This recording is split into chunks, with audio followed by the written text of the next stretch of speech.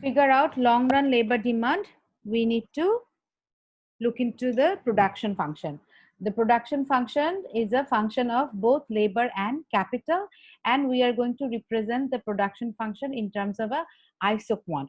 What does the isoquant mean? It means that you can use different quantities of labor and capital both, but it will always generate the same level of output. So you can have a combination of 15 capital and 3 labor, or 5 capital and 20 labor. In both of these combinations of labor and capital will generate 50 units of output. And in this K and L plane, right, XY plane, there can be infinite number of isoquant. The higher the isoquant, the greater is the level of output. Okay. All right. And then we talked about these already. So, but just to very briefly refresh your memories, any point on the isoquant is producing the same level of output. Any point below the isoquant represents a lower level of output. Any point higher represents a higher level of isoquant. It doesn't mean, remember, don't confuse this with efficiency. Okay, it's not that this point D is not attainable. Of course, this is attainable. If you have higher level of capital and higher level of labor, you can attain D. Okay, so this is nothing to do with efficiency. This isoquant is telling you that there is a series of isoquant. Each of these isoquants are reflecting different levels of output, right? And but along each isoquant, along a particular isoquant, all of the points represent the same level of output, right? It represents different combinations. The A, B, and C, they represent different combinations of labor and capital, but each of them are generating the same level of output. Okay, so that's the definition of isoquant.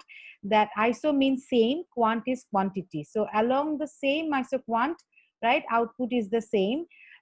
And in this XY plane, right, there is a series of isoquants. The higher isoquants represents higher level of output, and lower isoquants represent lower level of output. And we know that isoquants will never cross. Okay. The slope of isoquant is called marginal rate of technical substitution. It means that, right, if you look at the slope, if you go from A to B, it means that how much, if you go from A to B, right, what is happening? You're sacrificing some capital and increasing some labor to generate the same level of output. So what it means that to produce the same level of output, how you can trade off between labor and capital. How much capital you have to sacrifice to increase labor by a little bit so that your output stays the same.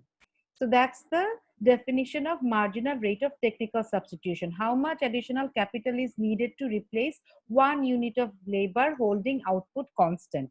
So if you look at this definition, it looks like, you know, with the limit and all, it looks complicated, but it's very simple. Slope of any line, look at this diagram. So we have K over here, L over here, and the slope, let's say slope between A and B, right? Slope between A and B is given by what? The slope of,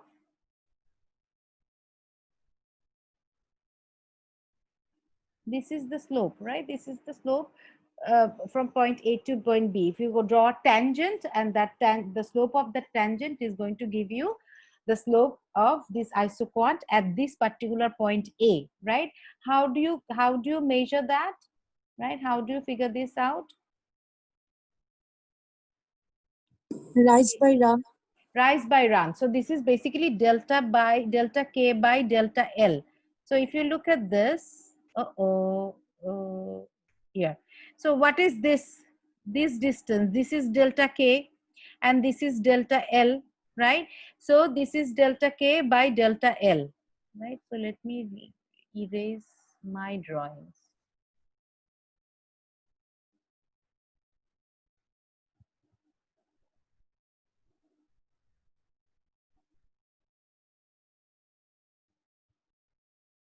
So marginal rate of technical substitution is the slope of the isoquant, which is just simply the delta K by delta L.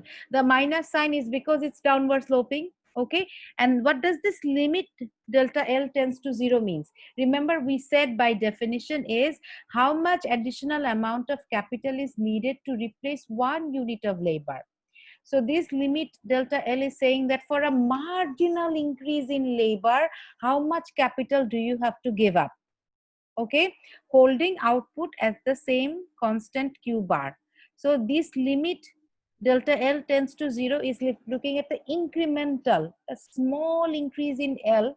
How much capital do you have to give up to increase L by a little bit so that your output stays constant? That's the slope of the isoquant at that particular point, right? And now if you look at these isoquants, you can see that along the same isoquant, slope is constantly changing because it's a curve, it's not a straight line.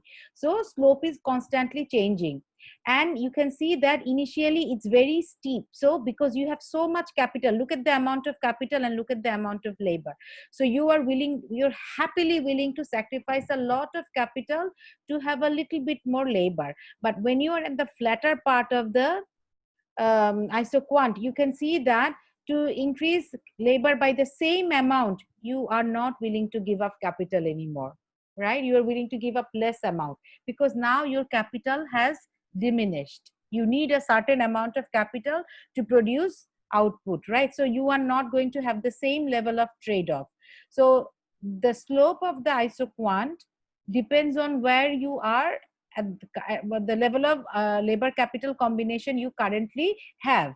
Okay, and that determines how much you are willing to trade off between the two inputs, labor and capital. And the trade off is reflected by the slope. What does the slope tell you?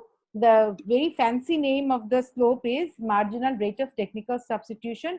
It is nothing like, it's very simple. It's just delta K by delta L, telling you that to keep output at the same level, how much capital will you sacrifice to increase labor by 1 unit?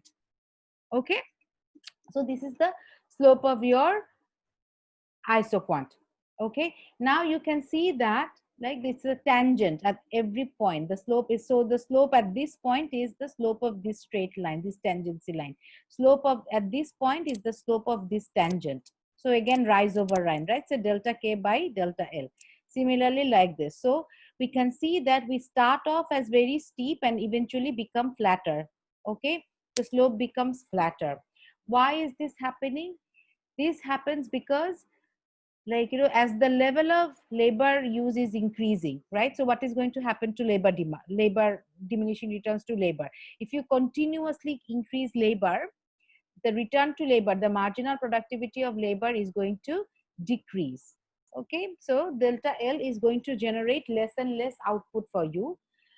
At the same time, if you're giving up less and less capital, so the marginal productivity of capital is going to increase. So delta K by delta L, right? So what is going to happen? Your output has to stay the same. Okay, so now keeping this in mind, look at this.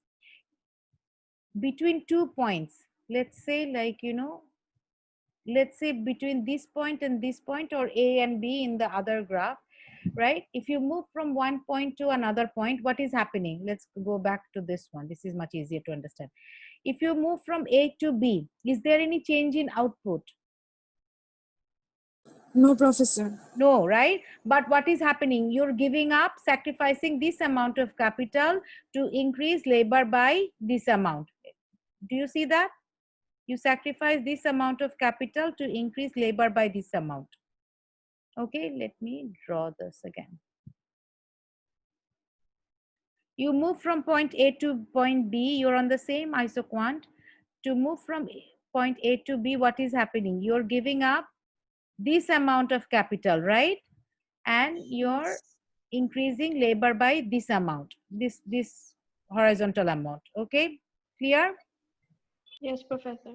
Okay, so now let's go downwards. Okay, so you're moving from A to B, you're increasing labor by delta L. Okay, if you increase labor, this additional labor will increase some additional output. What is that additional output? Marginal product of labor. So if you decrease if you increase labor by 2 people and each of them are generating marginal product of 4 units or 5 units, then your total change in output would be delta L times 5, the marginal product of labor at that point, right? So this is the change in output with respect to change in labor, because you're moving from point A to point B, you're increasing labor. As a result, your output will increase by this amount.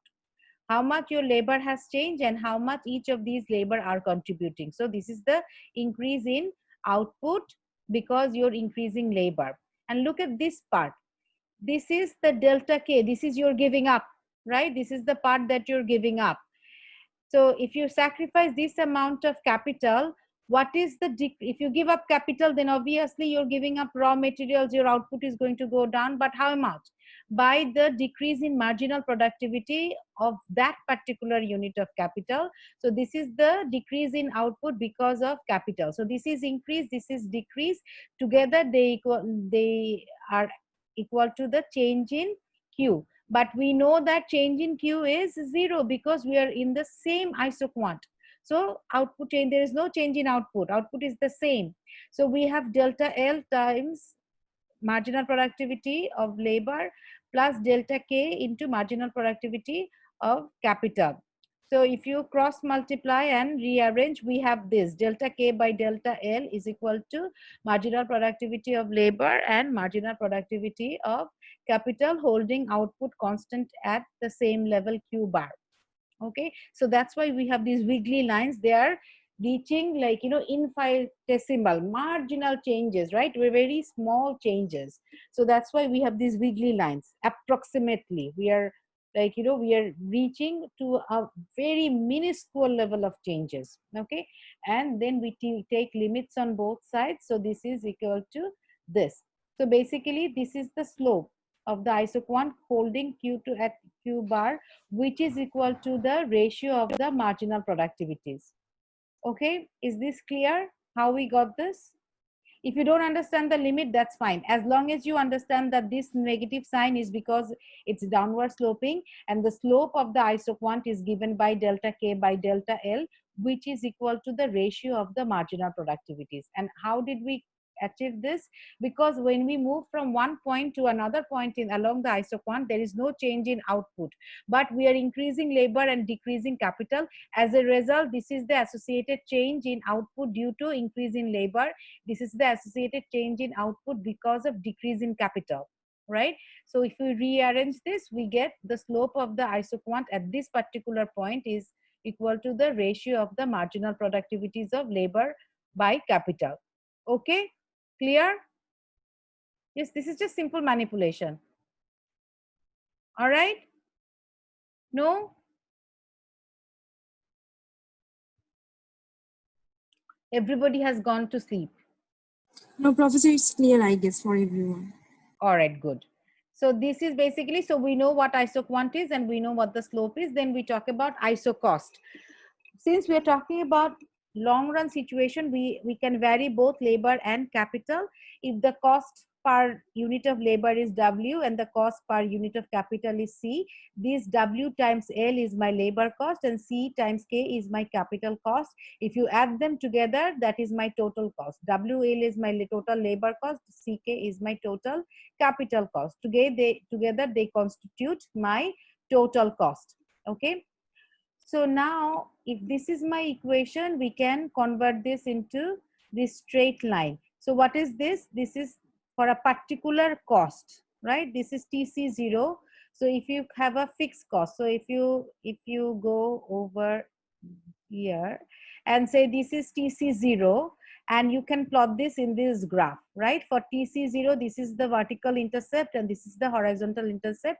And if you divide rise over run, you can see that the slope is going to be W by C. Because it's negative, it's going to be minus W by C. So TC0 by C divided by TC0 by W, it will flip over. So it would be minus W by C. So this is the slope of the isocost line. And if you have higher amounts of labor and capital, you will move to a higher isocost line. So in this K and L plane, there are thousands of isocost lines. If you move in this direction, they will reflect greater and greater cost. Okay, so there's a series of iso cost line. Along each line, the cost remains the same. But if you move on to a higher line, right, the cost is going to be higher. Iso cost lines are always going to be a straight line. They are not curved. Who can tell me why? Professor, since cost is something which is definite, right, Professor? That's why it is not a curve, it's just a straight line. Cost is definite, that's good, but the Professor, because C the and slope W, exactly, very good. The C and W's are coming out from the market, right? So these are constant. So the slope is constant. Since the slope is constant, right, no matter how much labor and capital you're using, you can have a family of iso cost line, but the slope is always going to be same across all of them. So that's why they are going to be a straight line, because slope is going to be the same across every point.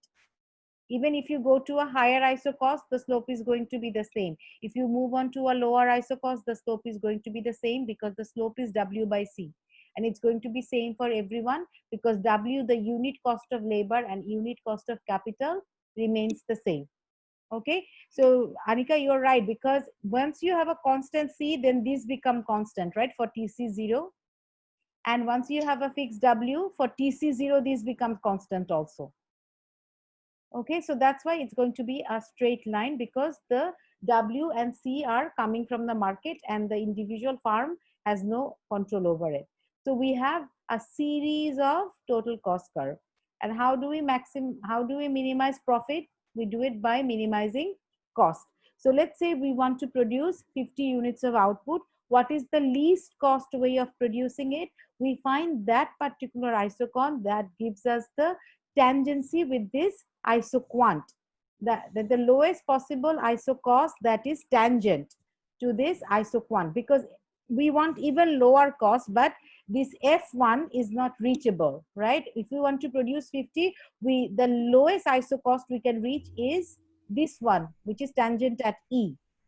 Okay, so the equilibrium condition is where the slope of the isoquant is exactly equal to the slope of isocost. What is the slope of isocost? Minus W by C. And what is the slope of the isoquant? Remember, it's marginal rate of technical substitution, which is equal to the ratio of the marginal productivities. So slope of marginal rate of technical substitution equal to the input price cost, input ratio of the input prices, the slope. So we can bring in the values. We know that the ratio of the marginal productivities will be equal to the ratio of the input prices, price of labor divided by price of capital, and the two negative signs cancel because both of them are downward sloping. Okay, so finally we have this condition, which is like, if you cross multiply, you have this condition, which is basically saying that if you spend $1 on labor, the return should be, in terms of output, should be exactly equal to the return from $1 spent on capital. For each dollar spent on labor and capital, the return should be equalized. If for $1 labor gives you greater output than capital, you should keep on investing in labor, you should hire more workers and let go of capital. Okay, but if you continuously keep on hiring labor, what will happen? Marginal productivity of labor will go down. So eventually through this process, again, they will become equal again. Okay, so this is, I think, this is pretty straightforward. Do you want me to explain this in greater detail, or is this okay? No, Because Professor. So, it's okay, right? Because if this is greater, let's say this side is MPL by W is greater than MPK by C. So you're starting off with a greater return from labor. So you keep on hiring more and more labor. As a result, there will be diminishing returns to labor. The numerator will become smaller. Since you have a fixed cost, right? Your total cost is fixed. You're on the same iso cost line. So if you hire more labor, that means you have to let go of capital. So if you're letting go of capital, your marginal productivity of capital will increase. So this numerator will go down and this numerator will go up. So eventually they will become equal again. Okay, so then we will reach equilibrium again. Okay, so at the equilibrium, what is the condition? That per dollar spent on labor and capital should give you the same level of output. Okay, clear? Yes, Professor. Okay, very good. So now brace yourselves. We are going to talk about substitution effect and scale effect. Okay, substitution effect is the effect when there is a change in labor prices, right? So when wage rate changes, right, how does a farm react holding output constant? Okay, so this is, remember, substitution effect is telling you how would you change between labor and capital when labor becomes relatively expensive, holding output constant. Okay, what do you have to do? We have to hold output constant and see if there is a higher cost of labor, how would the farm switch between labor and capital, right? At which rate farm will let go of labor and hire more capital when labor becomes more expensive, holding output constant. This is substitution effect. Okay, scale effect is basically more complex than substitution effect. Scale effect is saying that when labor price increases, right, so in that situation my average cost increases, because my, like, because labor is more expensive, my overall cost of production goes up, so my average cost goes up, my marginal cost goes up, all the cost goes up, so I cannot sell my output at the same price as before, because now it's more costly to produce. So that means I have to, if, like, I have to raise price or I have to reduce output, right? So scale effect is saying because it's going to be very costly to produce now, I would have to reduce output because my average cost of production and marginal cost of production are going down, are increasing. So basically I have to reduce my output. Okay, so let's just see. Look, higher wages lead to higher average and marginal cost, and higher average and marginal cost result in higher price of our product. So consumers, basically, when price of output increases, they buy less. So since I cannot sell, I'm going to reduce my output. Okay, so that's basically the logic behind scale effect. So when I reduce output, I require less labor and less capital. So scale effect, Professor, yes. I have just one question, which is regarding the scale effect. Is it like economics of scale? Is it like something like that? Kind of, because in economics of scales, what happens, we say that we double the inputs, and if our output increases by the same proportion, we say constant returns to scale. But if output increases more than the percentage increase in my inputs, then we say increasing returns to scale. But if output reduces, then let's say we double our inputs and output increases more than double, we have increasing return. If output doubles, then we have constant return. If output is less than double, then we say it's decreasing returns, right? So in this, very similar, there's a link to it, but it's not the same. Scale effect is saying this is coming from in relation to a price change in labor cost, right? The wage rate is increasing. So when wage rate, Professor, if we do one thing, that is, we know that the wage rate of labor has increased, but using the same labor, if we produce more output, then our per unit cost will go less, right, Professor? In that sense, using the same labor, we know that the wage rate is now higher, but so in that case, if you want to produce the same output as before, what will your cost be, higher or smaller? Professor, I'm just saying in that sense, Professor, No, suppose I don't understand. So answer me first, right? Then your question will be okay, clear to you. Professor. You are producing how much? 50, right? Okay, Professor. Okay, you are 50. producing 50. Now your labor cost has gone up. The wage rate has gone up. Will it cost more to produce 50 or less to produce 50? It will cost more to produce 50. The average cost of output will increase or decrease?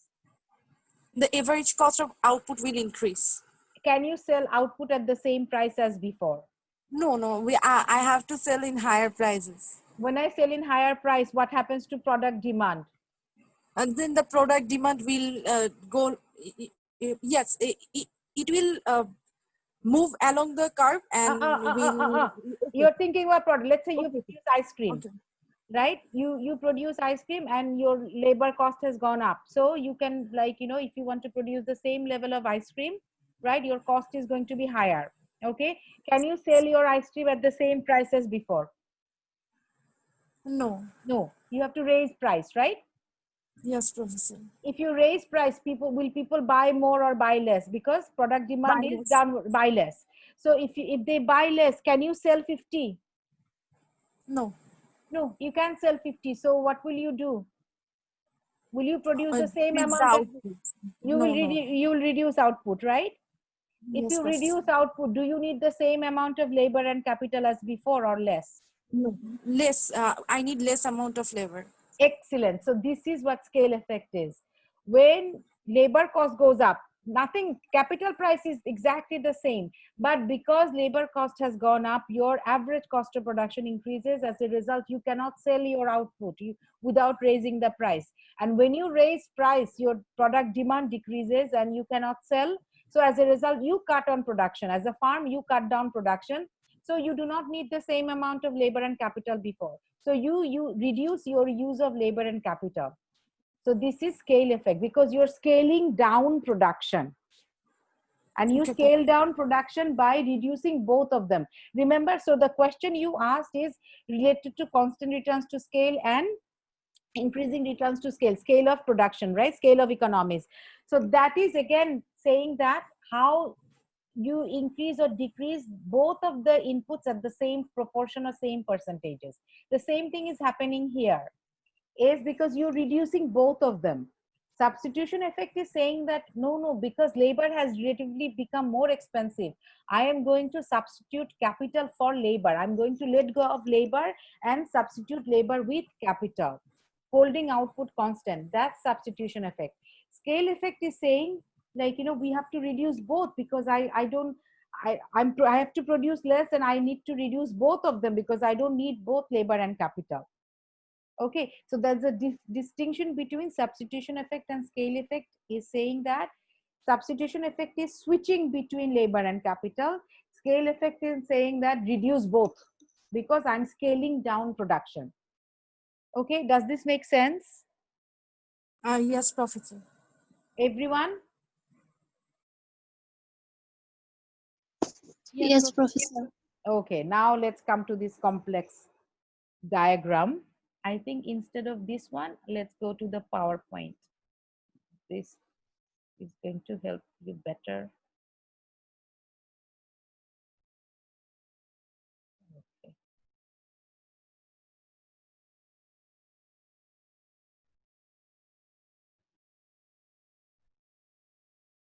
Can you guys see the PowerPoint? Yes, Professor.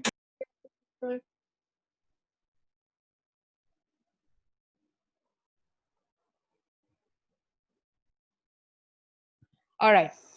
Now, let's say initially my ISO cost line was BB prime. So my ISO cost line was this one, BB prime. Let me.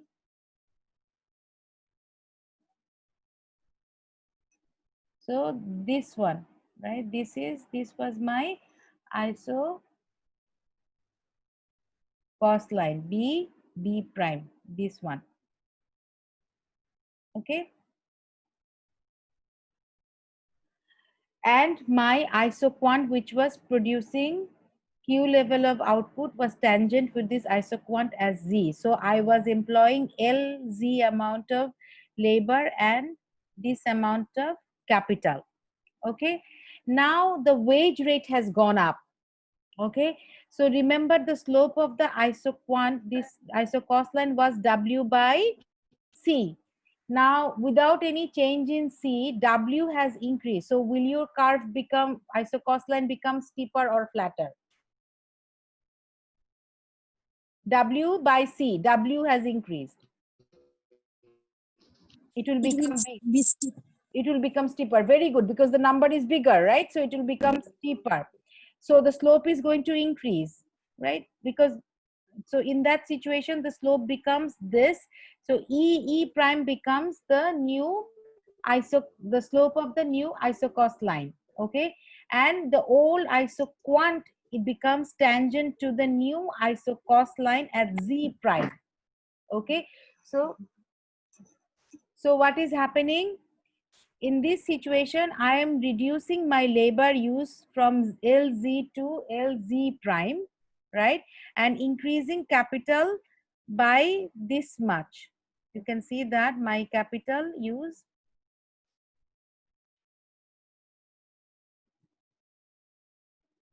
has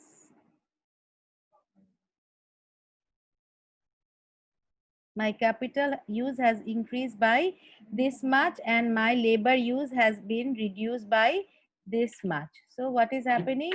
Because of a higher wage rate, I'm reducing labor by this much, because labor has become relatively expensive. So I'm going to reduce labor and substitute with capital. How much am I substituting with? I'm increasing capital by this much, holding output constant at this, like, holding output constant at Q star. Okay, so this is substitution effect. We are substituting this amount of capital with for this amount of labor. I'm reducing labor by this amount and increasing capital by this amount. This is because W has increased, wage rate has gone up, labor has become relatively expensive. So I am going to substitute labor with capital, holding output constant at Q star. So the move from Z to Z star is my substitution effect. Okay, clear? Everyone? Yes, Professor. Okay, now what is happening? Can someone explain what is going to happen to my scale effect?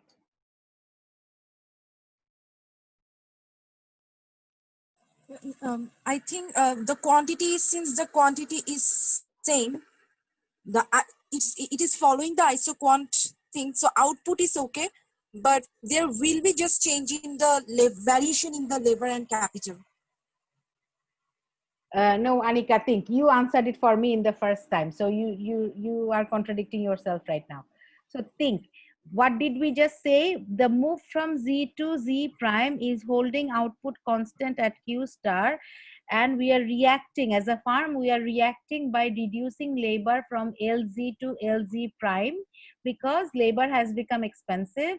We are substituting capital. We are increasing capital use and reducing labor. So holding output constant at Q star. So that is my substitution effect. Now, Okay. since labor is more expensive, wage rate has increased.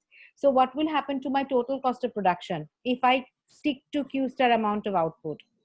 The total cost of production will increase. Increase, and as a result the average cost is going to increase. I cannot sell my output without raising price, and if I raise price, my Q is going to, I cannot sell my output Q star. So what do I have to do? I have to cut production. So I have to move to a lower isoquant. Yes, Okay, Professor.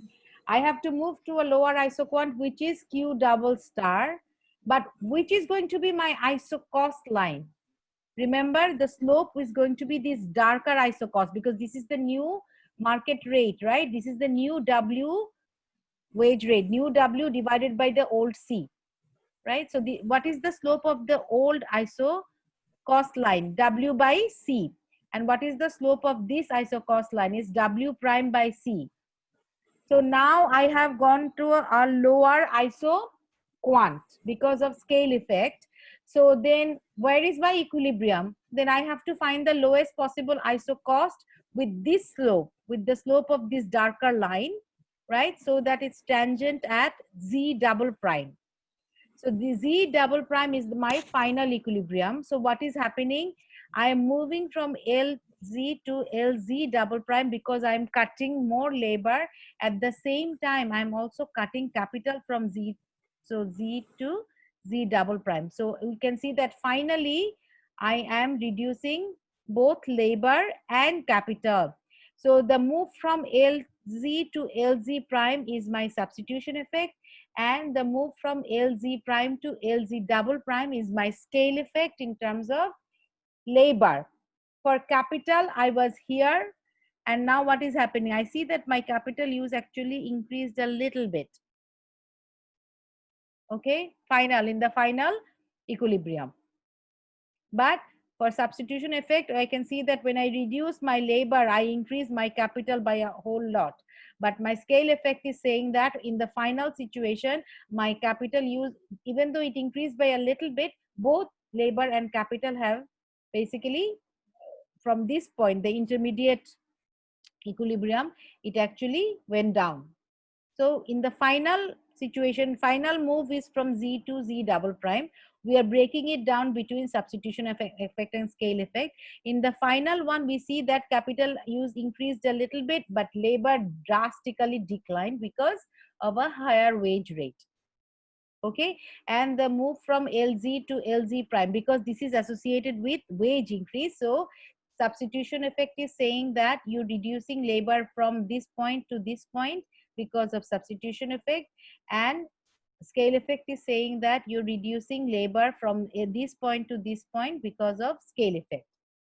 Okay, is that clear?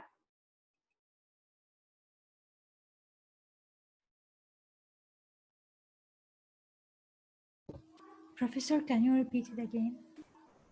Instead of repeating, I want you guys to take your notebook, right? So what are we doing here? We are doing a wage increase. We will do a wage decrease. Okay, so go back to this slide. Okay, so let's say like draw a isoquant and then draw the BB, right?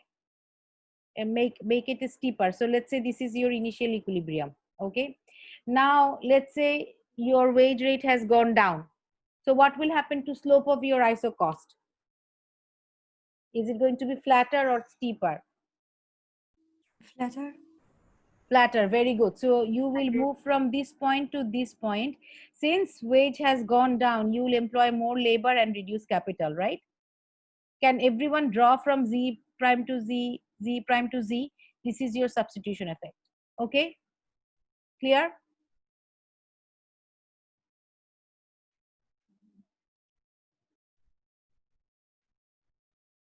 Clear? Yes, Professor. Okay, now wage rate has gone down. It's cheaper to produce. Will you produce more or will you produce less?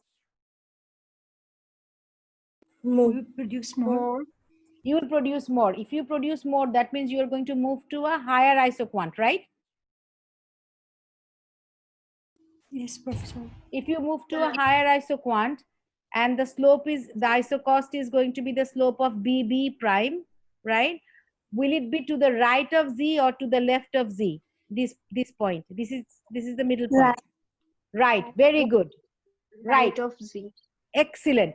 So the move from Z prime to Z is going to be your substitution effect, and the move from this Z to the equilibrium, higher equilibrium over here somewhere, is going to be your scale effect. And you can see that in your new equilibrium, both labor and capital is increased. Why?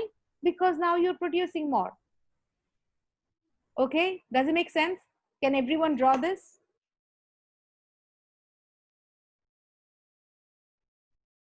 If not, I will draw for you, but I want you to try.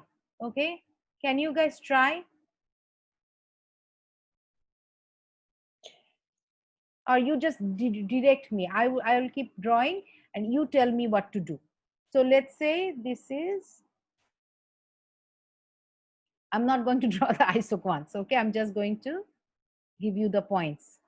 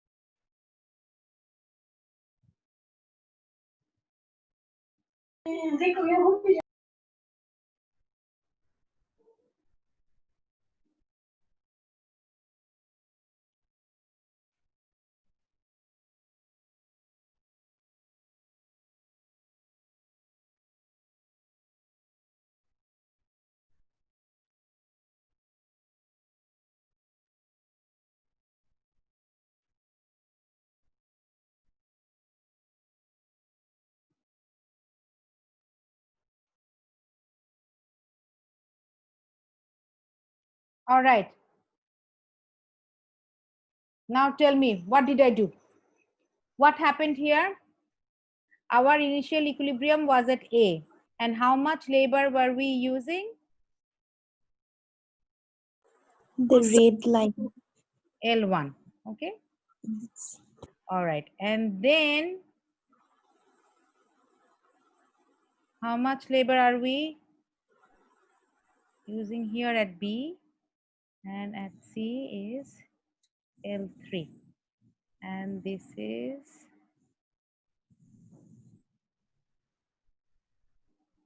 K1. This is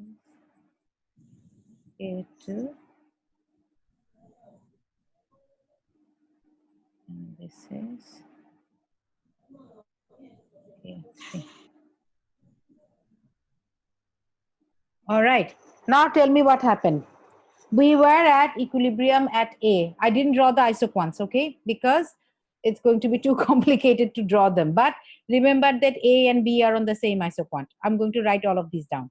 So let's say initially we are at this point A, and the tangency of the slope with this isocost, and the slope of the isocost is W by C.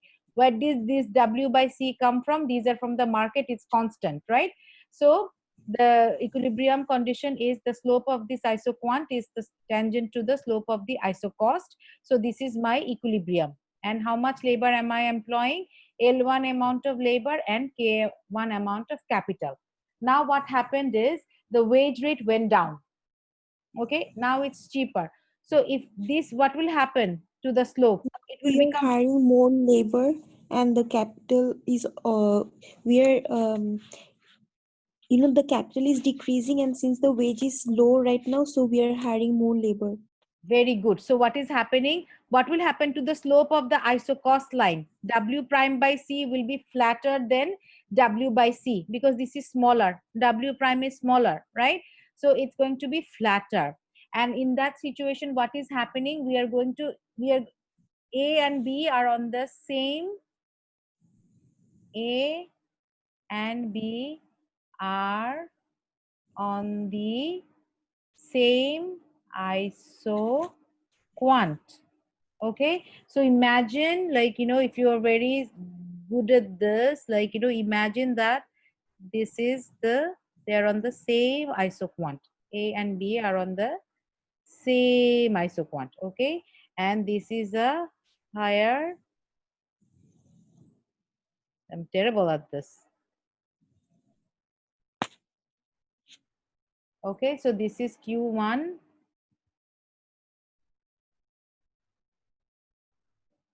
And this is Q2. Not too bad, right? I thought I'd be even horrible. Okay, so Q2 is higher than Q1. All right. So what is happening?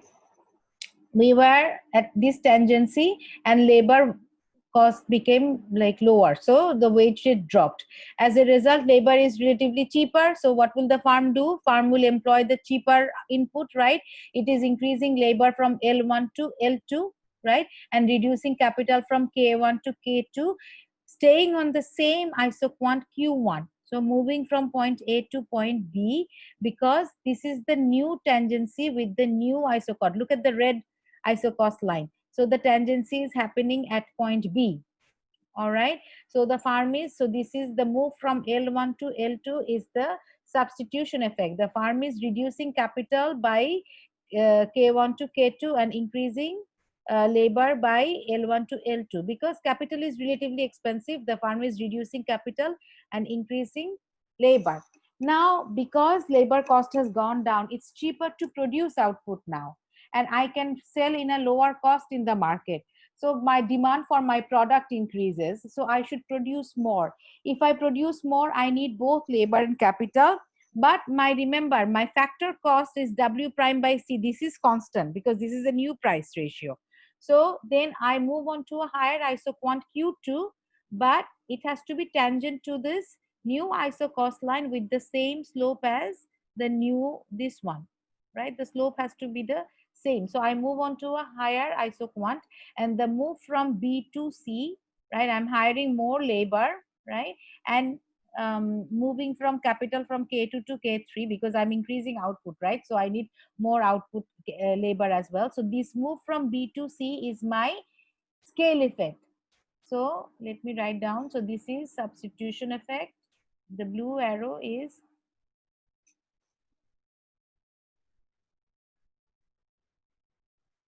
and the red arrow is scale effect. Okay, clear everyone now? Does it make sense? Yes, Professor.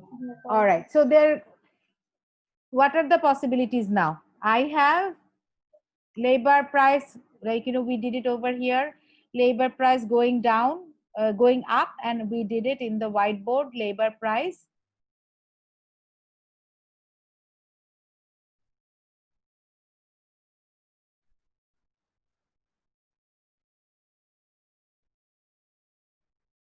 So this is the situation when labor price went up, okay?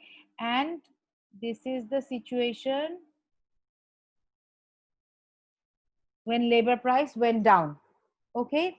So this is, and this is how you explain substitution effect and scale effect. Any question?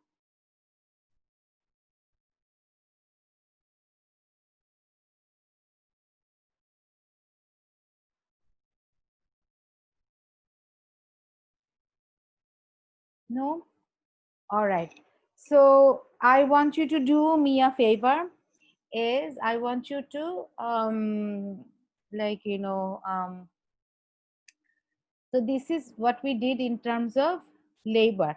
Can you, like, in your own words, right, explain this graph? What happened? So we wrote something down, but you have to tell me, like, what is the slope of the old isocost line? Why did we move to point A to point B? And why is this a tangency between the red isocost and the same isoquant Q1, right? So these, what is the definition and of substitution effect, and how, like, why we move from A to B and B to C, right? Can you write this, the whole story, down in your own language, right? And I give you, like, let's say 10 minutes to do this, right? And I want you to draw in your own notebook. I want you to draw this, and also this is the wage decrease, right? And I want you to basically draw the other one, wage increase, the one that we did in PowerPoint. I want you to draw both of them side by side, right? And see if it makes sense to you. Okay, can you do this? Draw side by side in your notebook, and then when we come back after 10 minutes, we will explain it. Okay, see if it makes sense. Basically, this is all I had to say for this class. So basically, I'm not going to introduce new materials today because I think this is complicated. It's better you understand it. So can you draw side by side? So once this is done, think what will happen if capital price changes. So so far we have done labor because it's easier to do labor. We have labor on this axis, right? And we have capital on this axis. So it's easier to think in terms of labor, but we can do capital as well. It's the same thing, right? But it's a little bit difficult to draw, right? Because all the slope changes will be that way. So it's a little bit difficult, but if you apply the same logic, it will become clearer, okay? So first you do labor increase, wage rate increase, wage rate decrease, both side by side, both substitution effect and scale effect, okay? So I want L3, K3, L1, K1 comparison, and in between L2 for both scenarios. And you have to tell me what is happening to the slopes, and where it will be tangent, where will the new isoquant be tangent with which isocost, what will be the slope of the new isocost. So like, mark them very carefully so that when I ask, you can answer. Okay. All right. So I'm going to take a break. I'm pausing the okay, I'm sorry, like, we missed that part. But let's do this one then. It's the same thing, but exactly the opposite. So what was the scenario? Look at the BB isocost line. What is the slope of this isocost line? Is W by C. And my original profit maximization condition was at Z with LZ amount of labor and some amount of LK amount of labor, let's say. KZ amount of capital at this point. Now wage rate has increased. With higher wage rate, what will happen? The slope of the isocost curve will become steeper. So it becomes EE prime, and EE prime becomes tangent to my old isoquant Q star at Z prime. So I'm reducing labor by this much and increasing capital by this much because I am substituting labor by capital. I'm increasing capital and reducing labor because labor has become expensive and capital has become relatively cheaper. So the move from this point to this point is substitution effect, staying at the same level of output. Now, if you produce output at the same level of output at the new cost, right, higher cost, my total cost of production actually increases. Now, if my total cost of production increases, I cannot sell at the same price. I have to increase price. And as a seller, when I increase price of my output, people will buy less. So my total demand for my output goes down. I cannot sell my product, so I'm going to reduce my output. So I move to a lower isoquant, and this lower isoquant is tangent to the new isocost slope, like a new isocost line with the same slope as EE at Z double prime. Okay, so the move from this point to this point is because of scale effect, and the move from this point to this point in terms of capital is because of scale effect. Okay, so we see that this change in this reduction in labor from LZ to LZ prime is because of substitution effect, and from LZ prime to LZ double prime is because of scale effect. Okay, it's exactly the opposite of what we did. Okay, clear everyone?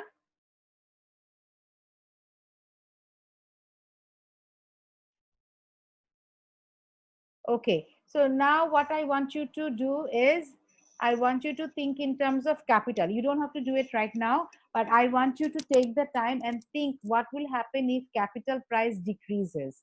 What will happen to the slope if capital price decreases? That you have to first figure out. So it's W by C. If capital price decreases, it's going to be steeper or flatter. Steeper. Very good.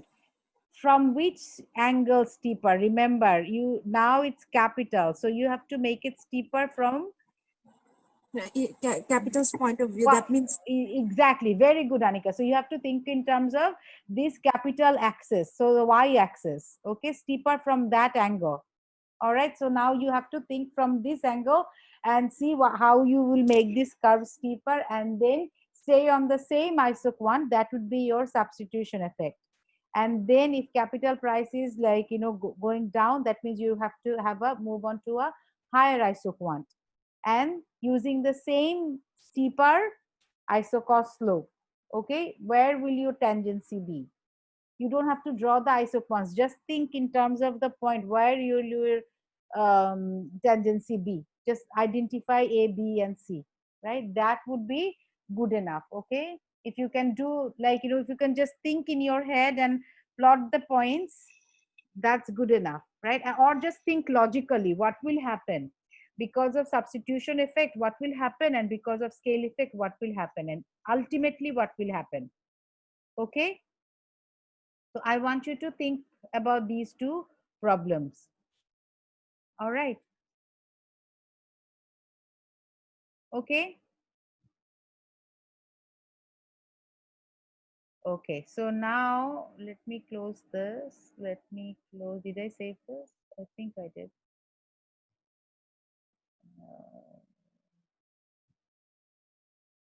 Okay.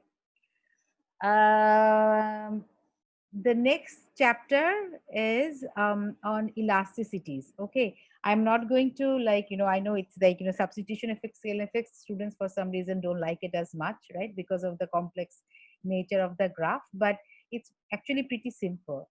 But I know it sounds like really complex, so I'm not going to burden you today with a new chapter, but I just want to give you the definition of elasticity. You already know what elasticity is. It means like responsiveness. Okay, so now you are a firm who is employing labor, okay, and who is employing capital. So how will you respond to wage rates? Okay, will you how responsive you are to wage rate, that is going to give you own wage labor elasticity. Okay, so let's say, like, you are a farm and you want to hire some workers and the wage rate went down. Will you hire more or will you hire less? If you hire significantly more, you're very responsive to a little change in wage rate. That means your own wage labor elasticity is positive. Okay, like, or elastic. Great. It's always like, when wage rate increases, obviously you're going to hire less. It's always going to be negative, but, like, in absolute value, if it's greater than 1, then you're very responsive. Now if wage rate decreases but you are not increasing your labor by a bigger margin, that means you're not responsive, right? So that means your labor demand is inelastic. Okay, so these are very basic common things, and also we will talk about along the same labor demand curve, why do we have, like, different elasticities of labor? Because you know that in the top part of the labor demand curve it's elastic and the bottom part is inelastic, and the exactly at the midpoint is unit elastic, right? And we have to, I leave it up to you, because think about the formula. What is the definition of elasticity? Percentage change in labor demand. Quantity divided by, That's okay, sorry, percentage change in labor percentage demand change in divided by labor percentage demand unit. divided by percentage change in wage rate. Okay, so if it's then, like, why is it unit elastic? That means the percentage change in wage rate exactly matches the percentage change in employment or percentage change in labor demand at the unit point. Why the top part is elastic and why the bottom part is elastic? Okay, I leave this to you. Okay, think about it. I've talked about this in case of product market. Think of a demand curve, right? What happens in the top part when you calculate percentage changes? What you divide by, what is the denominator? Base value. If the base value is bigger versus if the base value is smaller, how is the percentage value changes, right? So think of these things, and if possible read up on the PowerPoint slides before next class. Okay, all right, so is there any other question?